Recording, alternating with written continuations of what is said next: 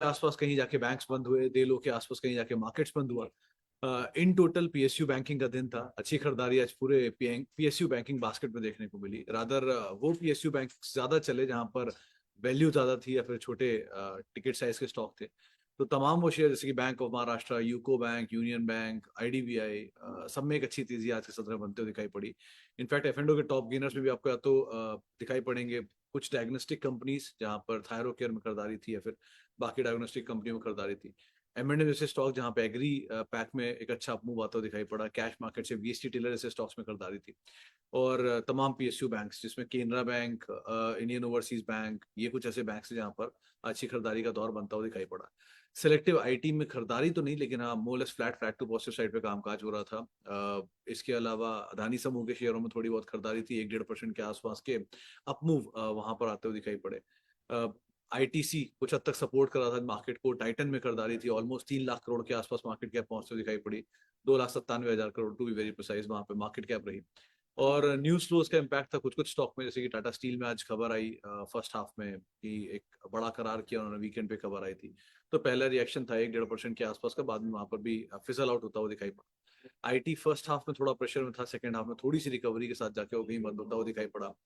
इसके अलावा ऑर्डर्स थे, रिस्पॉन्सिव इंडस्ट्री ऐसी कंपनियों को ऑर्डर मिले तो उसका एक रिएक्शन वहां पर आता हुआ दिखाई पड़ा। सो न्यूज फ्लोज को मार्केट पिकअप कर रहा है और बड़े ट्रिगर्स को अवेट कर रहा है, जैसे कि फेस्टिव चीयर। तो फेस्टिव रिलेटेड कंपनियों में अब पिकअप आना शुरू हो ही गया है। सो टाइटन उसी का एक एग्जांपल था, या मान्यवर जैसे स्टॉक जहां पर आज एक अपमूव आते हुए दिखाई पड़े थोड़े बहुत। लेकिन अदरवाइज मार्केट्स में ट्रिगर का सोफार अभाव है, और पीएसयू बैंकिंग और पीएसयू अदरवाइज बहुत बढ़िया तेजी में है। पीएसयू की अगर बात करूं, पीएसयू बैंक्स की, तो अपने नए ऑल टाइम हाइस पर पीएसयू बैंकिंग इंडेक्स आज पहुंचता हुआ दिखाई पड़ा। वो 2010 के बाद सबसे बड़ी तेजी आज आपको दिखाई पड़ी है। तो 2010 वो टाइम था जबकि पीएसयू बैंक्स में मेजरली ऑल टाइम हाइस बने थे, और उसके बाद अब मतलब करीब 13-14 साल बाद जाके कहीं ये अपमूव आते हुए दिखाई पड़े। और उसमें भी सिलेक्टिव स्टॉक्स में मूव है, जिसमें मिड कैप बैंक्स को आप पहले प्रेफरेंस दीजिए। लार्ज कैप बैंक्स में उतना मूव नहीं है। एसबीआई आज भी 605 607 है, 630 इसका ऑल टाइम हाई। या फिर पीएनबी अभी भी 77 रुपए के आसपास है, होगी उसका ऑल टाइम हाई करीब 150 रुपए के आसपास है। और बीओबी भी इवन अपने ऑल टाइम हाई से काफी दूर है। सो बाइंग है सेलेक्टिव पीएसयू बैंक्स में, इसमें मिड कैप ज्यादा चल रहे हैं। और आज पीएसयू में ही बाइंग थी, जैसे कि पावर ग्रिड अच्छी खरीदारी में कामकाज कर रहा था, क्योंकि वो बोनस के एक्स शेयर भी आने शुरू हो गए। और अदरवाइज भी अपमूव है। तो बीईएल, एचएएल, बीएचईएल, पीईएमएल, ये सब स्टॉक में भी आज एक अपमूव आता हुआ दिखाई पड़ा। हालांकि अपमूव बहुत बड़ा नहीं था, 1-1.5% के आसपास की तेजी वहां पे बनते हुए दिखाई पड़े। लेकिन ओवरऑल आज का जो फ्लेवर और थीम था वो कुछ हद तक PSU companies and PSU banks थे।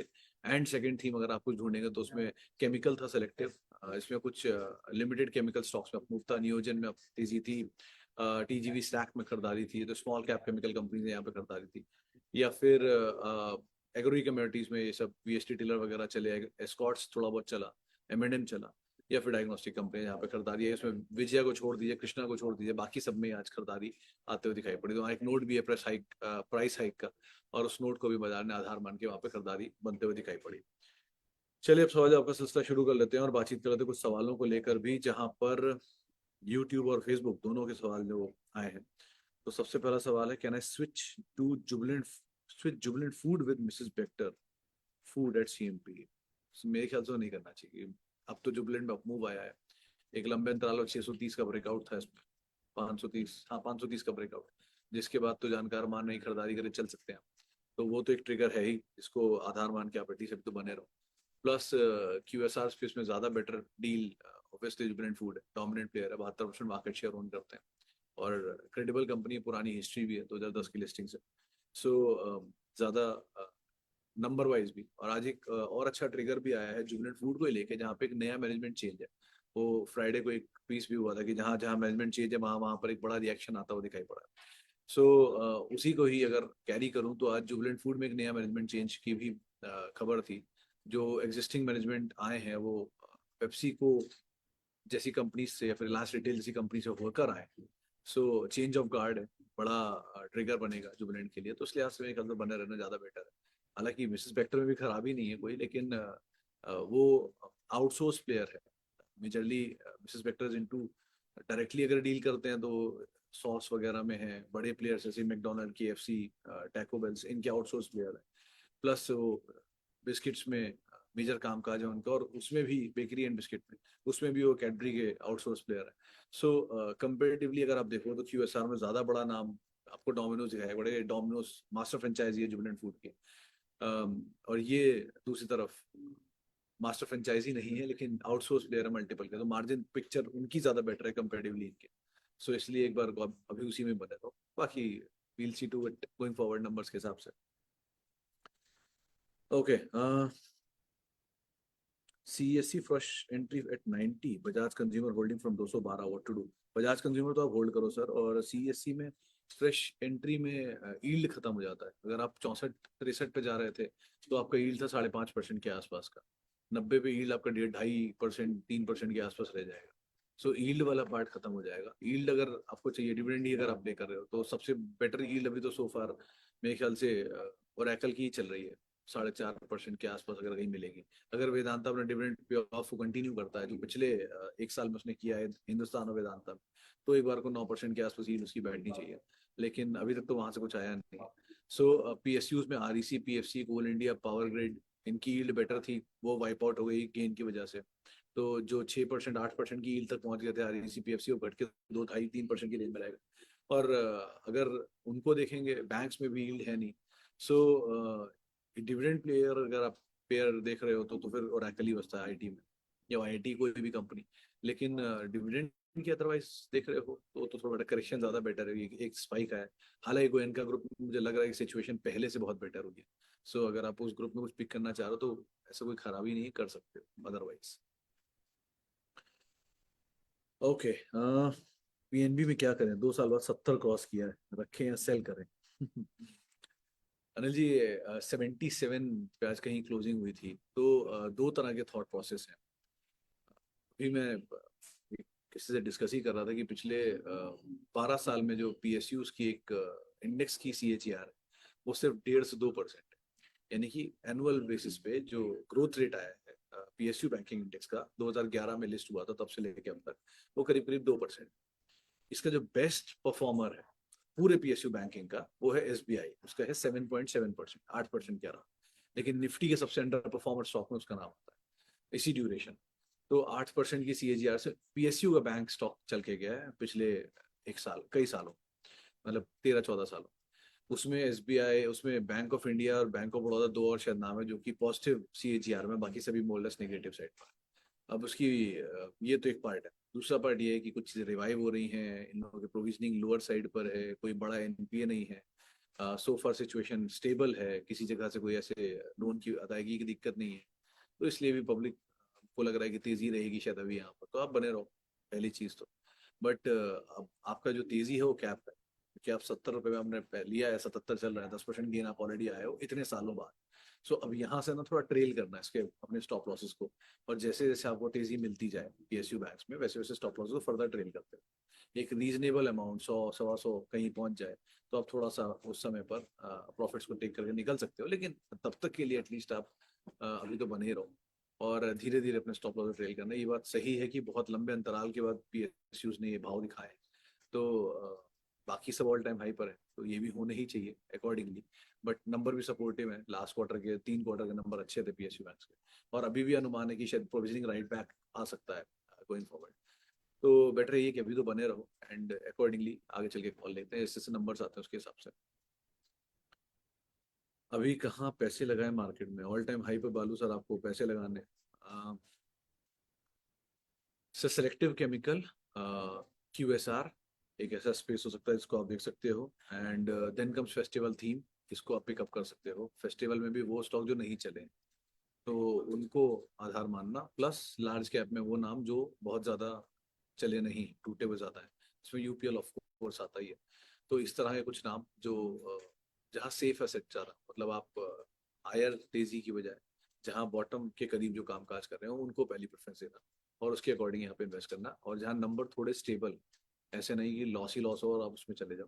सो स्टेबल प्रॉफिट के साथ, या मतलब बहुत ज्यादा इनके नंबर जैसे ऐसे पोल्ट्री स्टॉक्स हैं, उनमें ऑलरेडी डाउन साइड आ चुका है नंबर्स के बाद।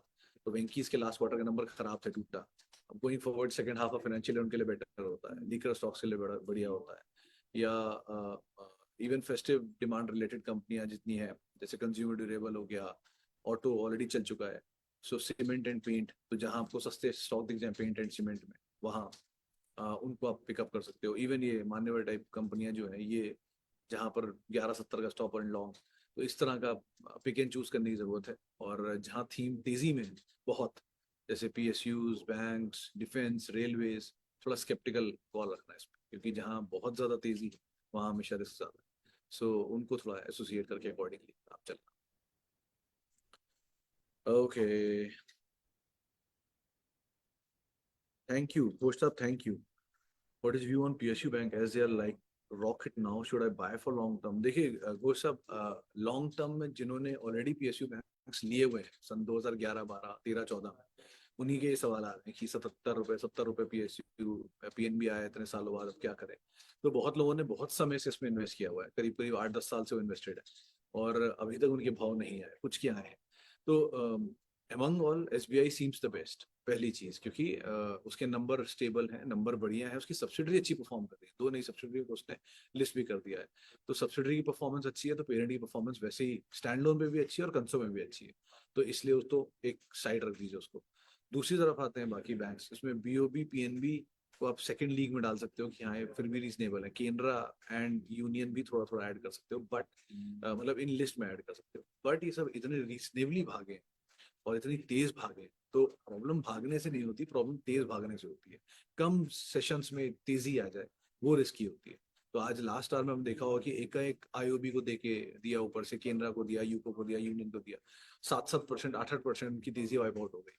तो इससे अंदाजा लगा कि लास्ट के 1 मिनट में ऐसा इतनी कम डेप्थ है, फ्लोट छोटा है इनका सबका ही, तो फ्लोट छोटा होने की वजह से डेप्थ ही नहीं मार्केट में, तो जिसने भी बेचा एक बार में प्रॉफिट्स को वाइप आउट किया। सो इंस्टेड ऑफ उन शेयरों में जाने के जहां पर बहुत तेजी है, उन शेयरों में जाइए जहां पर अभी कोई मोमेंटम नहीं है, जो कोई पूछ नहीं रहा। जैसे अभी यूपीएल था कुछ दिन पहले, अभी भी है ये, इनफैक्ट बहुत नहीं है। या फिर इवन डीमार्ट, डीमार्ट बहुत समय से कंसोलिडेशन चल रहा है, अब अगर थोड़ा सपोर्टिव नंबर आ गए फेस्टिवल साइड पे तो चल जाना चाहिए। इवन अगर टाइटन के अंदर ये वैल्यू मिल सकती है, सो मतलब गोल्ड ज्वेलरी में तो टाइटन कैरेट लेन की वजह से उसकी तेजी भी और चलनी चाहिए, क्योंकि एक कैरेट लेन में 17,000 करोड़ रुपए के आसपास की कंपनी की मार्केट कैप है, कैरेट लेन की। और जो सबसे बड़ी ज्वेलरी कंपनी है other than Titan is Kalyan jeweller, इसकी मार्केट कैप 22,000 करोड़। सो उतनी ही बड़ी मार्केट कैप की एक कंपनी ऑलरेडी टाइटन के अंदर है, और आप अंदाजा लगाइए कि इस तरह की ग्रोथ वाली कोई कंपनी नहीं है, क्योंकि कैरेट लेन में टाइटन की मेंटरशिप में 50% की ग्रोथ आई है, और वो किसी कंपनी में नहीं है। सो टाइटन के अंदर ऑलरेडी एक बड़ी कंपनी ऑलरेडी कामकाज कर रही है, जो कभी भी वैल्यू अनलॉकिंग का एक नया एवेन्यू खोल सकती है। सो इसीलिए वहां पर बाजार तेजी एक्सपेक्ट कर रहा है। सो इस तरह की कोई स्टोरी पकड़ लीजिए, वो ज्यादा बेटर है, इंस्टेड ऑफ पीएसयू बैंक जहाँ पे ऑलरेडी बढ़िया तेजी बना चुके हैं आपके पास, तो बात अलग है, लेकिन नई तेजी के लिए थोड़ी probability of losing is high, और उसमें भी अगर आपको सही कुछ चुनना है तो SBI is the best. Okay, South Indian Bank again sir, same story. Kapil ji, ये पिछली बार की वाले तेजी है, South Indian, Jammu Kashmir, Bank of Maharashtra, सब रीजनल जितने बैंक्स हैं, इन सब में मोमेंटम आता है। तो मोमेंटम को अगर आप राइड कर सकते हैं, आपको लगता है कि आप सही टाइम पे एग्जिट कर सकते हैं, देन इट्स फाइन। एल्स आप अगर लॉन्ग टर्म स्टोरी सोच रहे हो तो एसबीआई इज द बेस्ट, क्योंकि वहाँ फंसने की गुंजाइश सबसे कम होती है कंपेरेटिवली, तो उसको आप देख सकते हैं। Relaxo 1,000 from past 1 year. Should I sell them and enter into new stock? तो अगर आप शर्मा सर बहुत लॉन्ग टर्म इन्वेस्टर हैं तो आपको बेचने की कोई जरूरत नहीं है रिलैक्सो में। देखिए रिलैक्सो के 2 क्वार्टर के नंबर वीक थे, जिसके बाद उसने वो 760 के आसपास के लोस दिखाए थे, लेकिन फिर दो चीजें पिकअप कर रही हैं। एक, आउटसोर्स प्लेयर्स जो है, मतलब जो इंडियन कंपनीज है वो बाकी कंपनियों के लिए आउटसोर्स कर रही है, जैसे कि वो बात होती थी बीच में कि एडिडास के साथ टाइप कर सकता है बाटा, और अगर बाटा टाइप कर सकता है प्रोडक्शन वाइज, तो इंडिया की सबसे बड़ी प्रोडक्शन जो करती है वो है रिलैक्सो, 5 लाख के आसपास का उनका वो है प्रोडक्शन है डेली का, फुटवेयर्स का, पेयर का। तो इस तरह की प्रोडक्शन कैपेसिटी तो इनके पास है ही, तो आज जो कल किसी बड़े प्लेयर के लिए आउटसोर्स काम कर सकते हैं, वन। नंबर वीक थे लास्ट क्वार्टर, क्योंकि जो हाई एंड प्रोडक्ट्स हैं उनकी प्राइसिंग बढ़िया थी, तो इसीलिए बाटा या हाई एंड रिलेटेड कंपनियां थी उनके नंबर अच्छे आए थे, और एंट्री लेवल की कंपनियों के नंबर खराब थे। लेकिन जो एक रिसेंट रिपोर्ट मेंशन हुई थी उसने ये बात मेंशन की थी, क्योंकि इंटरेस्ट रेट साइकिल अब हायर साइड पर है, तो हायर एंड प्रोडक्ट्स की डिमांड में शायद एक बार को सेचुरेशन आए, और क्योंकि इंटरेस्ट रेट साइकिल अगर लोअर साइड पर घूमती तो लोअर एंड डिमांड को पिकअप कर सकता है। सो अभी तो आप होल्ड करो इन टोटल, क्योंकि डाउन साइड बहुत बड़ा देख चुके हो आप इसमें ऑलरेडी, और अब बहुत ज्यादा डाउन साइड की गुंजाइश नहीं है। सो होल्ड करिए, इक्विटी फ्लोट छोटा है वैसे भी, तो बने रहना ज्यादा बेटर है। और डिविडेंड पेइंग कंपनी है, तो ऐसा कुछ है नहीं कि डिविडेंड भी नहीं आता, तो डिविडेंड भी आ ही रहा है, होल्ड करना ज्यादा बेटर है। कंपेरेटिवली आप किसी और में स्विच करोगे, कहीं और स्विच करोगे वहां फंस गए तो उससे बेटर, क्योंकि ऑलरेडी सब कुछ बॉयंट है। तो जो बॉयंसी नहीं है उसमें आप ऑलरेडी बने हुए हो, तो क्यों बाहर जाना, आराम से बने रहो। Okay, Kotak and HDFC bank to add करने के लिए थोड़ा वेट करें, बिकॉज एफओएमसी या फिर भी ऐड कर सकते हैं। तो शर्मा सर, एक दिन में कितना ही अंतर आ जाएगा, क्या लगता है आपको? एचडीएफसी बैंक में लोअर सर्किट लग जाएगा 20% का, या कोटक में लोअर सर्किट लग जाएगा 20% का, कितना टूट जाएंगे? 2%, 5%, इससे ज्यादा? स्टोरी है लॉन्ग टर्म की, है एसआईपी करनी है आपको लॉन्ग टर्म की, और आप सोच रहे हो एक दिन का एफओएमसी, तो कॉल उसके हिसाब से लो ना कि आपको क्या फैसला लेना है। और अगर एफएमसी के चलिए डाउन साइड आ भी गया, तो H D F C bank का मैक्सिमम डाउन साइड आपको पता ही है, 1400 1450 रुपये तो यही घूम रहा था कुछ दिन पहले, 200 रुपये चला है वहां से। और रही बात कोटक की, उसका आपको पता ही 2016 2060, ये 1990 से 2060 के बीच में टॉप बनाता है, तो वहीं जाके अटक जाता है हर बार। सो दोनों के तो मेंशन है क्लियर चीजें, अकॉर्डिंगली आप कॉल ले सकते हो, लेकिन एक दो दिन के मूवमेंट से आप लॉन्ग टर्म पोर्टफोलियो नहीं बना सकते ना। लॉन्ग टर्म एसआईपी इकट्ठी करो, उसमें 20 रुपए 50 रुपए में कितना ही अंतर आ जा रहा है आपका portfolio. Okay, IPO gains depends on what? Is there any correlation between oversubscription and IPO gains? Arun sir, देखिए एक्चुअल जो स्टोरी है, मतलब if you go by the book, तो ये कहती है कि जितनी अच्छी कंपनी की CAGR उसके हिसाब से उसकी प्रॉफिटेबिलिटी देखता है, उसके बाद उसमें एंकर इन्वेस्टर की क्वालिटी देखी जाती है, और एंकर इन्वेस्टर की क्वालिटी के साथ साथ कितने लो फ्लोट पे कितनी फेयरली वैल्यूड कंपनी लेकर आए हैं, उसको बाजार सब्सक्रिप्शन देता है, और सब्सक्रिप्शन के ऊपर लिस्टिंग होती है। लेकिन आज की डेट में वो बाय द बुक का कोई लेना देना नहीं है, तो आज की डेट में सीधा हिसाब है कि आप IPO आया, क्योंकि इस समय तो कुछ भी चल रहा है। आप अंदाजा लगाइए ऐसे कि इंडिया का सबसे महंगा हॉस्पिटल अगर कोई इन हिस्ट्री रहा है तो वो है अपोलो हॉस्पिटल। 80 के मल्टीपल पे स्टॉक काम काज करता है। कंपनी के 72 हॉस्पिटल हैं, 72,000 रुपया पर ऑपरेशनल बेड, ये वो एवरेज रेवेन्यू पर ऑपरेशनल बेड है। 67 से 72% के आसपास का इसका ऑक्यूपेंसी है, और मेजरली इंडिया के सारे देश शहरों में ये हॉस्पिटल खोल के बैठा है। सो ये इसलिए कमांड करता है, ये मार्केट शेयर में सबसे बड़ी प्लेयर है, तो निफ्टी का स्टॉक भी है, तो इसलिए इसको 80 का मल्टीपल मिल जाता है। हाँ, वो जुपिटर का हॉस्पिटल का जो IPO आया, इसके 3 हॉस्पिटल है। पहला है इसका थाने में, दूसरा है इसका इंदौर में, तीसरा इसका है शायद एक जो खुलने वाला है वो। तो 3 हॉस्पिटल हैं इनके, नहीं एक पुणे में, सॉरी 3 पुणे में, एक पुणे में, एक इंदौर में, और एक थाने में, और एक अपकमिंग हॉस्पिटल है इधर ही बॉम्बे में। तो इनके 58 से 60% रेवेन्यू उठता है खाली थाने हॉस्पिटल से, और इनका एवरेज पर रेवेन्यू बेड, ऑपरेशनल बेड जो है वो करीब 20-25 हज़ार रुपए के आसपास का है। ऑक्यूपेंसी 60 के रेंज में, 60 to 65 के रेंज। और क्योंकि इनका penetration is into dense areas, जितनी भी डेंस मार्केट है एरियाज होते हैं, वहां पे अपना हॉस्पिटल खोलते हैं ताकि ज्यादा से ज्यादा कस्टमर आए, और लो टिकट साइज के कस्टमर पे डील करें इन वॉल्यूम्स। इस तरह का इनका बिजनेस मॉडल है। उसके बावजूद बाजार ने इनको 85 के उस पे मल्टीपल पे लिस्ट कर दिया। तो इस समय का बाजार और एक्चुअल बाजार में अंतर होता है, और इस समय की सिचुएशन में और एक्चुअल सिचुएशन में कुछ भी हो सकता है। सो आप अगर लॉन्ग टर्म इन्वेस्टर हैं तो आप वो सोचेंगे जो लॉन्ग टर्म में हो, वो मत सोचे जो अभी हो। तो अगर कंपनीज लाइक से डी मार्ट, जब वो आया था और जिस तरह की प्राइसिंग वो लेकर आया था, तब वो बहुत ही रीजनेबली वेल था, फाइन वैल्यू थी। इवन IRCTC बहुत अच्छी वैल्यू पर लेकर आया, तो उस समय पर आई हुई वैल्यू का हिसाब से कुछ आपको मिले तो आप एंटर करो, इसमें कोई डिनाइल नहीं, IPO जरूर लो। लेकिन अगर आप लिस्टिंग गेन के लिए जा रहे हो और ये तरह की चीजें मिल रही हैं, तो आराम से लिस्टिंग गेन और निकल जाए, एटलीस्ट कैपिटल तो निकालिए, वो पहली प्रायोरिटी रखो। Adani Total Gas, Ingredient and Jubilant Food. Same, sir. Ingredient 376, 79, sorry. Maximum 75, 375 का stop and hold. And food में भी इवन आप अब तो होल्ड ही करो, उसमें कुछ ऐसा है नहीं, क्योंकि जो वर्स्ट और डिस्काउंट हो गया मैनेजमेंट का जाना था बस, वो डिस्काउंट हो चुका ऑलरेडी। सो नंबर यहाँ से अब पिकअप करने चाहिए, इस नहीं तो अगले क्वार्टर तो 100% पिकअप करने चाहिए, तो अभी तो होल्ड करो उसको।